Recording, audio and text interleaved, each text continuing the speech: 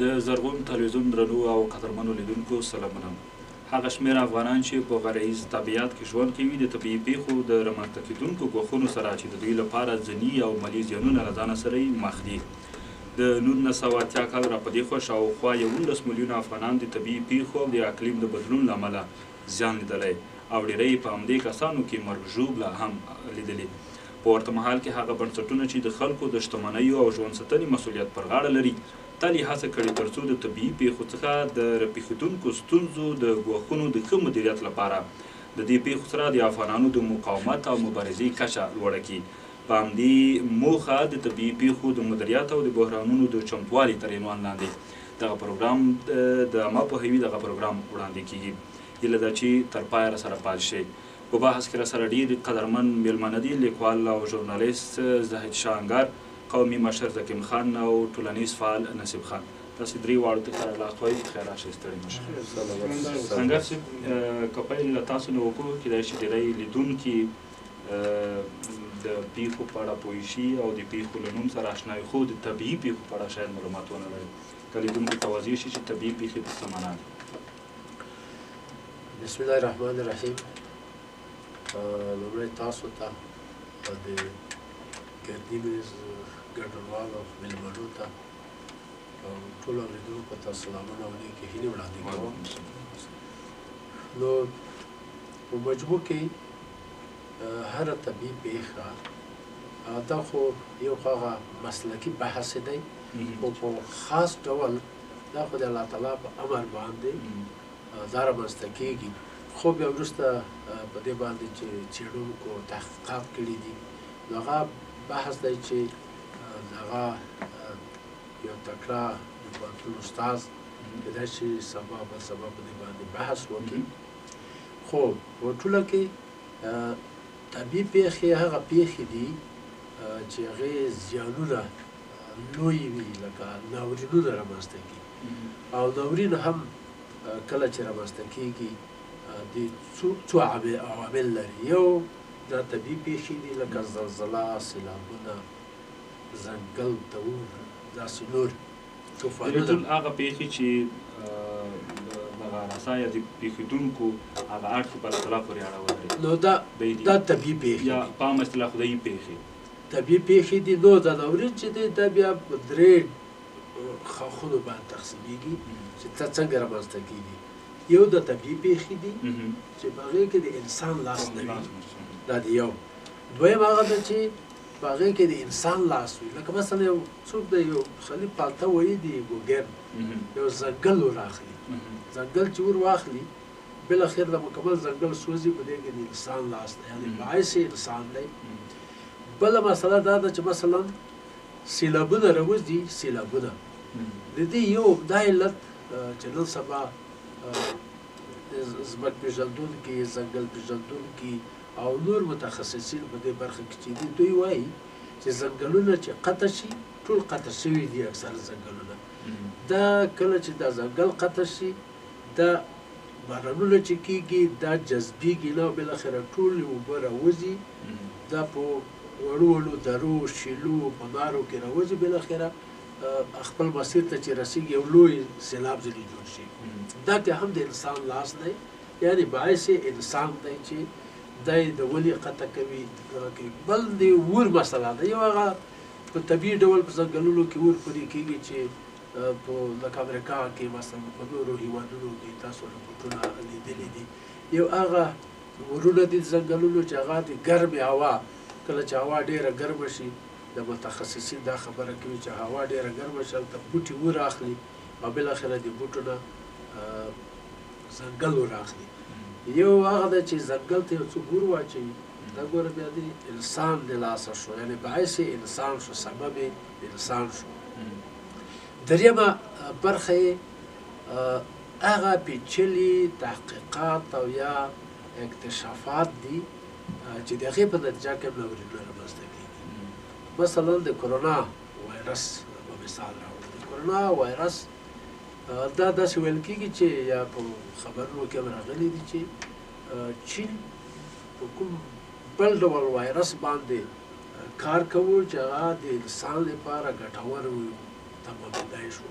په کومو طبي مسایلو کې په هغه کې به استفاده کوله یا نور یا چون طبي مسله ده خو هغه نورې برخې ته رسو بالاخره وایي دا د دې تحقیقاتو د دې په اصلاح عملیاتو چې دوی د کار ورباندې کوو یو بل ویروس جوړ شو چې هغه ویروس فرار وکړو او بالاخره د ټوله دنیا یې ونیوله ټوله نړۍ کې دا رامنځته کړه یا مثلا داسې ویلی شو چې ځینې وختونه اکثر د اټوم بم چې دا کله امریکا کې کوم چا جوړوه دا اټوم بم نه جوړوه یا لکه مثلا موږ د انفجاري مواد دغه هم یو چا چې دا جوړ کړي دي د دې لپاره نه د اسانتیاو لپاره مثلا غرب یوالو زوالار په تېره کړه یا نور داسې هما کارونه ورباندې وکړه چې هما ګټې ولري خو بالاخره دا چون انفجاري مواد وو د دې انفجاري مواد موږ تاسو وګورو چې د ټوپک بارود ځینې جوړېږي بمونه ځینې جوړېږي او بالاخره اټوم بم رامنځته شو چې په دویم عمومي جنګ کې د جاپان په دوه ښارونو باندې هم استعمال کړ په بخښنې سره نو دا د ناورینونو هغه په اصطلاح د رامنځته کېدو ځکه اصلي عامل اصلي خبره په زلزله کې په سیلابونو کې اصلي هغه ناورین ده او بل ناورین هغه دی تر ډېره چې ځاني زیان ولري انساني تلفات ولري ډېره مننه ګار صاحب تاسو ته هم نګرځو نصیب خان مخکې له دې چې یو طبیعي پېښې رامنځته شي خصوصا زلزلې یا د سیلابونو راتلل او موږ تاسو ته زیان واړوي هغې نه مخکې که موږ خپل کورونه جوړوو د خپلو کورونو جوړښت په معیاري ډول یا په سټنډرډ ډول جوړ کړو او په داسې ځایونو یا په داسې موقعیت کې جوړول چې هغې ته د سیلابونو ګواښ متوجه نه وي څومره زموږ سره د راتلونکي احتمالي زیانونو په مخنیوي کې مرسته به وکولی شي بسم الله الرحمن الرحیم انګار صاحب رانې خبرې هم وکړې او یو څو خبرې به زه هم په وکړم چې د زلزلې نه مخکې باید موږ داسې ځایو کې کورونه جوړ کړو چې هغه مقصد د غره په بیخ کې نه وي چې مقصد زلزله وشي او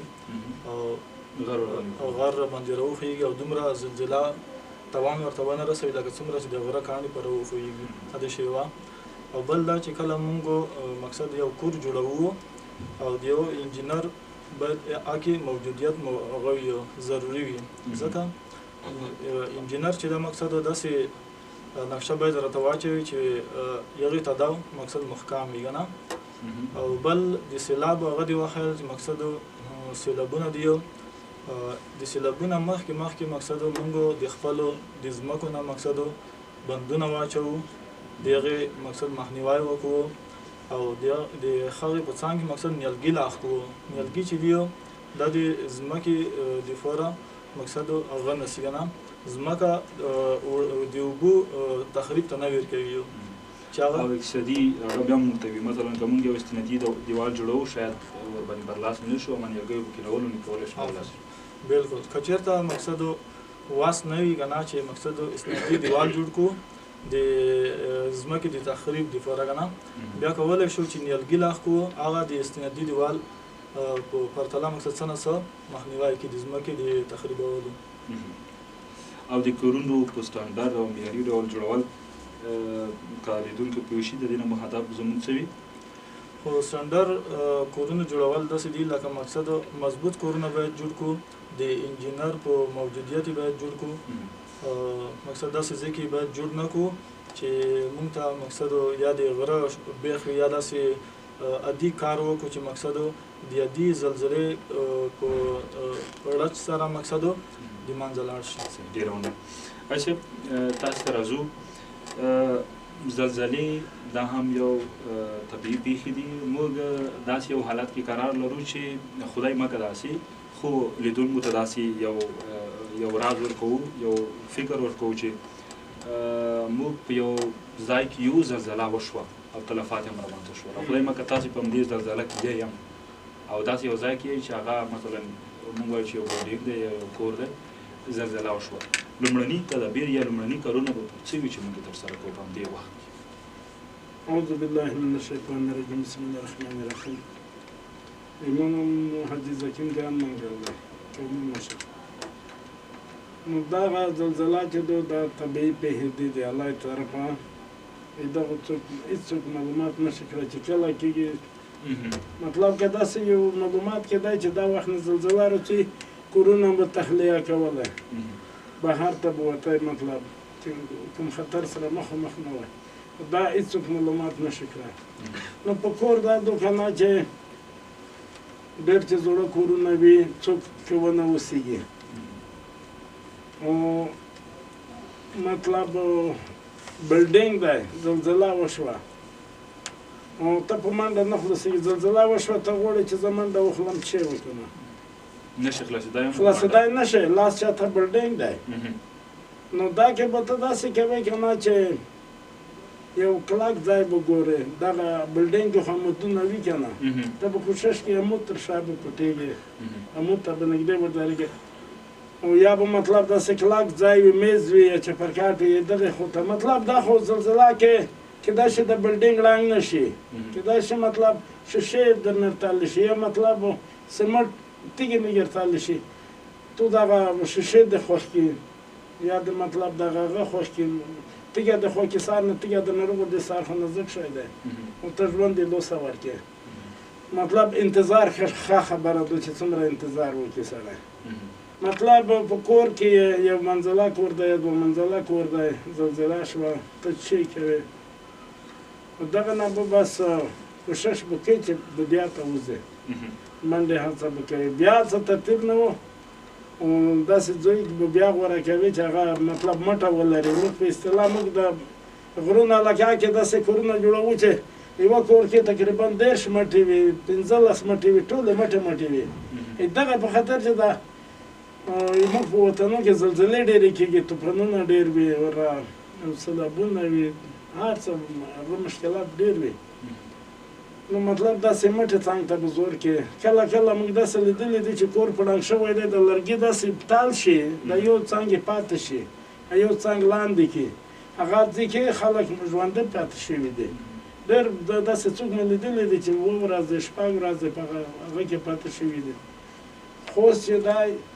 دا زلزلې په ده کې ډېرې کېږي طوفانونه ډېر وي سیلابونه ډېر وي نو خو خلکو ته موږ دغه هغه ورته وړاندې کوو ارزو چې مطلب ډېر کوشش دی وکړي ټولو ته د مو خبرې چې څوک وري ډېر فکر دی کې مطلب د مو چې کومې خبره ورته وکړي دا نه د دوی عمل کې زلزله وشوه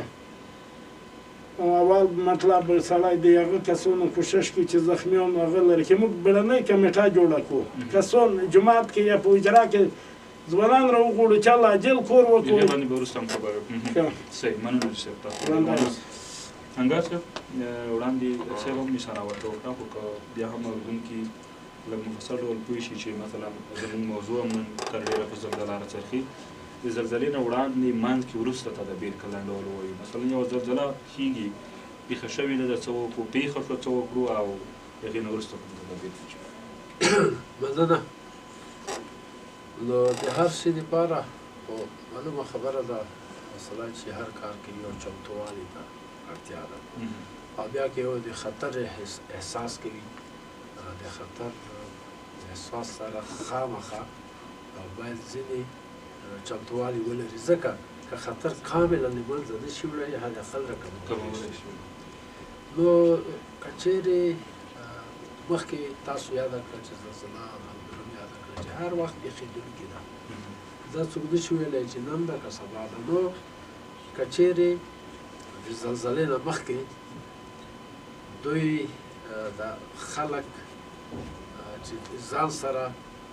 آمادګي ولري مخکې له مخکې نصیب خان هم یادونه وکړه چې دغه هم یو چمتووالی ده د زلزلې لپاره چې کور په مناسب ځای کې چې آسیب پذیر نه وي داسې ځای چې زیان منونکی نه وي داسې ځای کې جوړ کړي انتخاب کړي هغه ځای ورته دویم دا چې د انجینر د نظریې مطابق یې جوړ کړي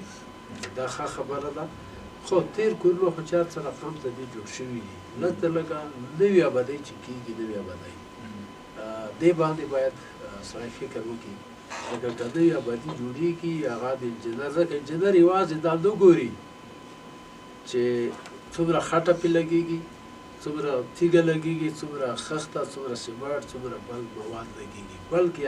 یا کوټې 4 وي 5 وي یا کومه افتابروخه وي کومه بل طرف ته، بلکې انجینر یې دغه هم سنجوي، لکه د ځمکې قوت ورته سنجوي، ځمکې خاوره ورته معاینه کوي او بالاخره د زلزلو نهایي فشار د زلزلو چې په دا وطن کې تېر شوی وي هغه محاسبه کوي چې مثلا دلته 6 درجې یا 7 درجې زلزله رامنځته شوې ده، د دې په مقابل کې مثلا د 8 درجو دپاره 9 درجو دپاره آمادګي نیسي. داسې یو ډیزاین کوي د موادو یې سیخي ګول مثلا لاندې فاونډیشن یې څومره چې د پایو په اصطلاح لاندې څوک سپل ورته وایي، څوک قاعده ورته وایي، دا ټول هغه مسایل دي چې انجینر ورباندې پوهېږي د دې دپاره چې د زلزلې په وخت کې دا باید مقاومت وکړي. مثلا دا خوست ښار کې د لنډو وخت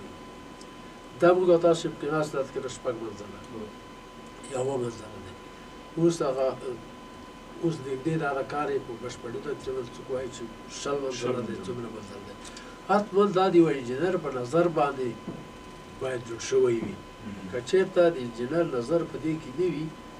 زه ورته وایم چې دومره سیخې ګولې بس ده، ته ورته وایي چې دومره سیمنټ یې بس دي، هغه ورته چې دومره پیې کفایت کوي. کیدای شي دا په ډېر عادي ټکان د زلزلې ټکانونه خو هم داسې نه دي چې خامخا دې همیشه خفیف وي، کیدای شي شدیده وي،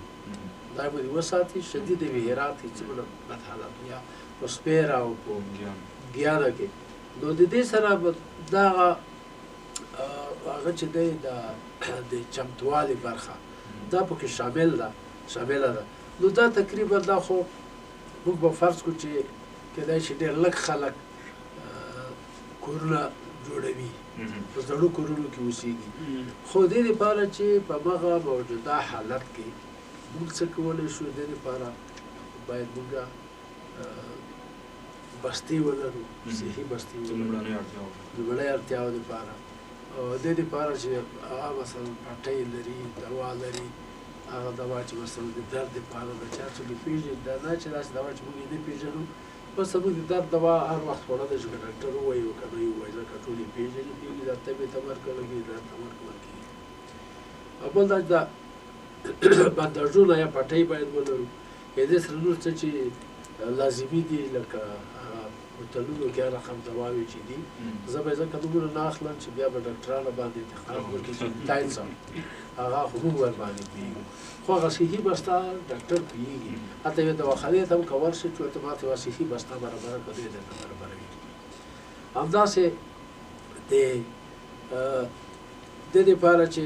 سړی په هغه وخت کې چې زلزله رامنځته شي، د هغې نه وروسته کېدای شي یو کور په مکمله معنا چاپه شي، په دې کې به بستره هم بند وي، د ظروف هم درنه بند وي، په دې کې به د خوراک څښاک شیان هم بند وي. بستره مثلا ژمی ده، زلزله وشوه، سبا یخ کېږي، دې دپاره داسې وه د بسترو او د ظروفو یا د موږ تاسو چې لوښي ورته وایو، د دې یوه بسته هم داسې ځای کې باید کېښودل شي د کور چې لږ تر لږه د زلزلې نه هغه په اصطلاح په امن کې پاتې شي، چې کله زلزله وشوه ټول شیان دې بند شول، ځاره واخلې، د دې لږ تر لږه استفاده وکړي، لږ تر لږه سپین ږیری، مشروم، ښځه دا استفاده ځینې وکړي. یعنې دا هغه څه دي چې د زلزلې د پېښېدو نه مخکې دا ضرور د چمتووالي مرحله ده. همداسې د چمتووالي د جریان د زلزلې کې لکه ته چې مخکې وویل، ته وویل چې جریان زلزلې کې موږ څه وکړو، یا د زلزلې نه وروسته لکه یاده شوله چې کلیوال باید راټول شي،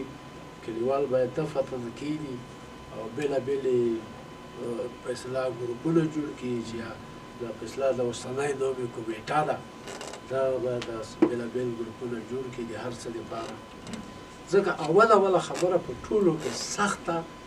او جدي مسله دا ده چې دغه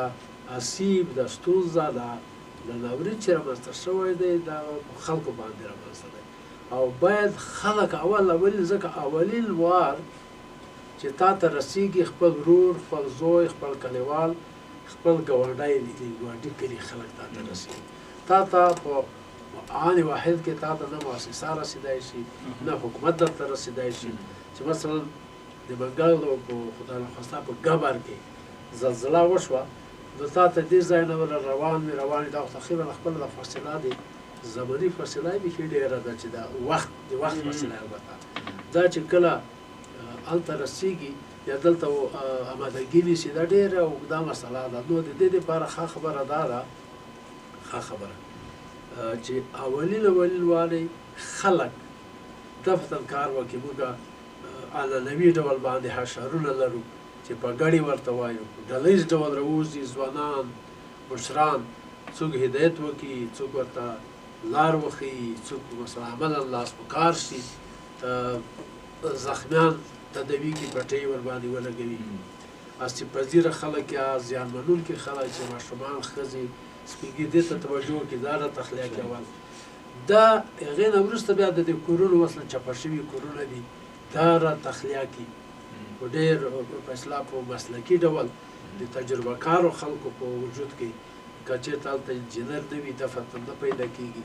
مسلکي سړی حتما سپین ږیرو کې تجربه کاره خلک شته زلزلې لیدلې دي یا خپله تجربه کړي دي یا خبر شوي دي یا چا ورته قصې کړي دي نو دغه هغه څه دي چې د خپله د خلکو وظیفه ده خلک خپله باید راپورته شي دا کار باید وکړي دا چې وروسته بیا مثلا هغه لارې خلاصې کړي کومې لارې چې بندې وي د دې لپاره چې تا ته امدادي مواد یا د مرستې مواد ورسېږي صحي چمونه راورسېږي چینې پاکې کړي داسې نور داسې بېلابېل کارونه دي چې خپله خلک یې اول کې باید وکړي یعنې دا هغه بیړني اقدامات دي چې دا په دغه وخت کې که چېرته ولس خپله کلیوال د دې کلي خلک ګاونډي کلیوال دا لاس په کار نه شي تر څو چې تا ته صحي ټیم در رسېږي مثلا د خوست نه مخکې بیا مثلا نریزې ته ورژلې ته یا مثلا لرې ځاځي میدان ته دې صحي ټیم تا ته رسېږي نو هغه زخمي به وینم زه یې کړي وي بالاخره خدای نخواسته تر څو ته رسېږي هغه د زخمونو ټپونو د لاسه وباسوي نو هغه ابتدایي یا لومړني اقدامات دا دی چې د خپله کلیوال به یې کوي هر وخت ډېره مننه صفان زموږ تاسې په ټولنه کې دا باید ووایو چې د خلکو فکر په دې برخه کې لکه وړاندې چې موږ او انګار صاحب ورباندې خبرې وکړې د چمتووالي برخه نه خبرې وکړې سم جوړ نه دی مثلا دوی تر هغې پورې دې برخه کې دومره فعال نه دي تر څو پورې چې زیان نه وي نو تاسې ولې چې پکتیکاګیان دي تر ډېره زیات په دې ډېر و چې هغوی دغه د کورونو سیستم په دې ډول نه و جوړ شوی چې سره وګړي خلکو ته دا ډول فکر ورکول چې مخکې له دې نه چې زلزله وشي مخکې له دې نه چې سیلاب راشي کله چې د کور تیږه ږدي لکه انګار صاحب وړاندې خبرې وکړې د یو مسلکي انجینر تر مشورې لاندې دغه کار وکړي څه ډول خلکو ته دا فکر ورکولی شو څه ډول دغه کلتور عام کولی شو چې هر څوک دا فکر یې داسې جوړ شي چې کله یوه د کور یوه کوټه جوړوي هم یوه داسې فکر یې جوړه کړي چې هغه د زلزلې او د سیلابونو د رامنځته کېدو توان ولري انګار صاحب په دا باندې خبرې هم وکړلې او یو څو خبرې به زه وکړم چې مقصد لکه څومره ګیان شوله سپیر شوله څومره تلفات چې وموندل دغه دا علت و چې مقصد کورونه یې ډېر عادي جوړ کړي وو او دا فکر یې نه کولو چې سبا خدای دې نه کړي که نه لکه دی باندې چې زلزله وشوله او دی مقصد تخریب زیات وموندلو که نه دا سبب و چې مقصد کورونه یې په صحیح ډول نه و جوړ کړي که نه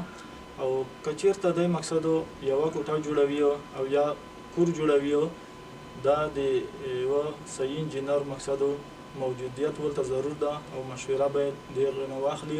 که یوه کوټه جوړوي خو یوه ده جوړه کړي خو روغه ده جوړه کړي چې سبا ته خدای مه کړه د زلزلې سبب ونه ګرځي ډېره مننه اچھا وړاندې هم تاسو خبرې ورباندې وکړې زلزله رامنځته شوه مثلا خدای مکه یو څو کسان زخمیان دي یو څو کسان روغ دي وړاندې خبرې ورباندې وایم چې خو بیا هم تاسو یو عمومي نظر ورباندې وکړئ د روغو کسانو مسؤلیت څه دی د زخمیانو یا هغه کسان چې زیان یې لیدلی د دوی پر وړاندې د روغو کسانو مسؤلیت د هغه دی چې دوی حکیم کسان چې زخمیان نه د جدي غونډه ونڅي کسان مطلب یا جماعت کې اعلان وکړي یا دغه څه غږونه وکړي چې ورټول شوی فلاني باندې کور چپه ده یا 5 کوره یا 10 کوره یا یو کور جدي راوځئ ځوانان مطلب زر زر خورې خزانه لري کې هغه زخمیان هغه غر وبوسي داسې نه چې ته داسې کور وکړي چې هغه چات خپله وغورځوي هغه ماشومان یا کسان خپله مړه کوي په احتیاط سره باید هغه غر برسېره شي زخمیان که سپین ږیري وي که ماشومان وي که ځوانان یې زندګۍ نه خو که ځوانان یې که هر څوک یې لاندې کېږي نو باید د اول نفر ځوانان دغه ډله ییزه غونډه وکړي په داسې شېبو کې چې هله روغون شوي څه خبره ده چې فلاني کور نه یا فلاني ځای زلزله شوې ده ځون نه ورسوئ دویم ټیم کې مطلب بیا نور کسان وي چې هغه بیا نور کوم هغه وکړي کومک مطلب اول قدم کې زخمیان وبوسي دویم کتور کې مالونه وي بل شی وي مطلب دغه ته دریم کتور کې دای موږ هغه دی که نه خلک دی کلي کې چې یا په جومات کې اعلان وکړي یا دغسې هغه وکړي چې الله فلاني ځای ته ځانونه ورسوئ هېڅوک نه پاتې کېږي ځانونه رسوي صرف چې اعلان ووري بس ځانونه رسوي هغه ځای ته رسوي چې کوم کور وي بس ډله ییزې کې موږ کلی کوم الحمدلله ډېر اتفاق لري شورا لرو ډېر هغه لري مطلب هر کور په تاسې نه به دا پوښتنه به دې وکړم ستاسو عمر هم یو څنډه زیات دی او بس ستاسو منګلو سیمه هم غرنۍ سیمه تر اوسه مو کومې زلزلې لیدلې دي یا داسې کسان مو لیدلي داسې کلي چې هغوی د زلزلې د زیان سره مخامخ شوي یا تاسې خپله داسې یو حالت کې واقع شوي چې زلزلې سره مخامخ شوي خپله زه دغه 3 کاله مخکې زلزله خو موږ اکثره به اوس مهال خوست کې اوسېږو د سپین جماعت سره منځه ته لږ ټایم پاتې مو چې زه اوداس به وکړې نو دغه د تشناب ته انتظار وم د دیوال داسې شاته لاړ مو چې د چا دروازه درڅه خلاصه کړه چې داسې مې شو ته وکتل بیا د دیوال داسې هغه وکړه یو نه بعد زه پوه شوم چې زلزله ده د هغه نه ووتلو یو ځای و که نه د تشنابونه بیا ته ووتله د هغه مې چې ولیدل دغه روډ په غوړه نه مټې شمسي مټې داسې یو ډېر بد حالات و نو نور دار الحمدلله خدای دې نور ولي مخ په وطن داسې ټکرونه داسې زلزلې ارڅې خو الله دې تلفات نه رسوي صحیح مننه انګر په وخت هم پای ته رسېدلی په وروستیو کې د زلزلې نه وروسته زلزله ځپلي خلک کومې مرجع ته د خپل غږ ورسوي وړاندې خو کوم مرحلې چې هغه خو وشوي هغې نه وروسته زلزله چې کله تېرېږي زیان اوښتی دی زخمیان دي کلي کورونه ړنګ شوي دي کومه مرجع ده چې هغوی ته دی خپل غږ ورسوي تر څو هغوی سره مرستې وشي خو د کله چې زلزله تېره شوه مخکې مو یادونه وکړه او دلته خو خوست کې او ځینو نورو د لویې پکتیا په ځینو نورو سیمو کې خو دا دود ډېر غښتلی دی دا دی همدردۍ و د مشترک کار او یا عدم یو مشخص پروګرام شته په مشخصه توګه لکه دا موږ او تاسو چې په ګډې حشرونه وایي یعنې هغه څه چې موږ او تاسو دودیز رواجونه دي هغه ډېر غښتلي دي مخکې حاجي صاحب هم اشاره وکړه چې په غږ باندې هم راټولېږي دوی چې دا کوم کارونه د دوی د لاسه کېږي او لومړي باید وشي هغه چې دوی وکړي دوی د مثلا په خوست کې زلزله واقع شوه یوه سیمه کې که چېرته په ولسوالۍ کې د ولسوال امنیه قمندان دا دې هم خبر کړي د خوست په خوست کې د حوادثو یا د طبیعي پیښو سره د مبارزې ریاست په جریان کې واچوي د دې ټلیفونو شمېرې باید پیدا کړي او دا باید رسنۍ به هم د دوی سره تماس ونیسو که چېرته اجازه وه د رسنۍ د لارې به هم د قمندانانو د ولسوالانو د خپله د طبیعي پیښو سره د مبارزې ریاست د څو تنو شمېرې د دوی په اجازه که چېرته بیا ضرورت شو رسنۍ به یې ورته نشره وکړي دا دوی ته باید دوی سره تماس ونیسي او یا که کوم مرستندویه بنسټ پېژني غیر حکومتي ډولونه لکه ما مخکې یاده کړه هغوی ته هم کولی شي چې زنګ وکړي مراجعه ورته وکړي او بالاخره که وضعیت لږ لږ د نورمالېدو په خوا روان وي کېدای شي خپله لاړ شي نږدې نه ورسره کېږي یوازې په ټلیفون نه غونډې ورسره وکړي، ناستې ورسره وکړي. او بل دا چې د خپل حالت نه دا باید په کلي کې خپل یو څوک باسواده شته د ټول خپل حالت داسې یوه اسسمنټ یا سروې وکړي، د ټول شیان ولیکي چې کورونه دومره خراب دي، زخمیان دومره دي، په اصطلاح مړه شوي دومره دي، همدا شان نور داسې زیانونه چې ځاني او مالي اوښتې دي، دا ټول باید لیست کړي. دا لیست باید د بېلابېلو مرجعو سره په لومړي قدم کې د خپل نږدې ولسوال، د خپل نږدې امنیه قومندان